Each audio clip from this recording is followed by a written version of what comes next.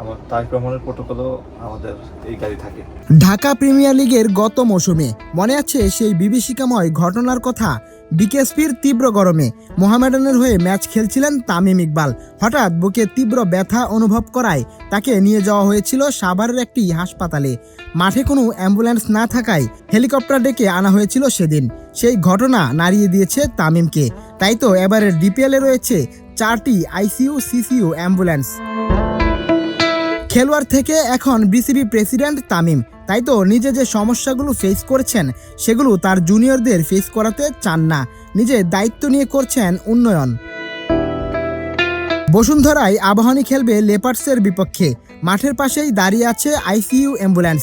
কোনো ক্রিকেটার অসুস্থ বোধ করলে সঙ্গে সঙ্গে নেওয়া হবে হাসপাতালে। এই অ্যাম্বুলেন্সে রয়েছে অত্যাধুনিক সুবিধা।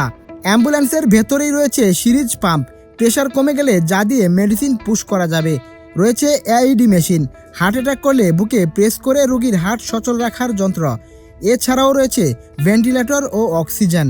অর্থাৎ অ্যাম্বুলেন্সের ভেতরেই রোগীকে দেওয়া যাবে প্রাথমিক চিকিৎসা। তামিম ইকবাল বোর্ড প্রেসিডেন্ট হওয়ার পর থেকেই ক্রিকেট এবং ক্রিকেটারদের সুবিধার্থে নিচ্ছেন একের পর এক ভালো উদ্যোগ, যা সব মহলেই পজিটিভ সাড়া ফেলছে। ভালো কাজের প্রশংসা তো সবারই করা উচিত।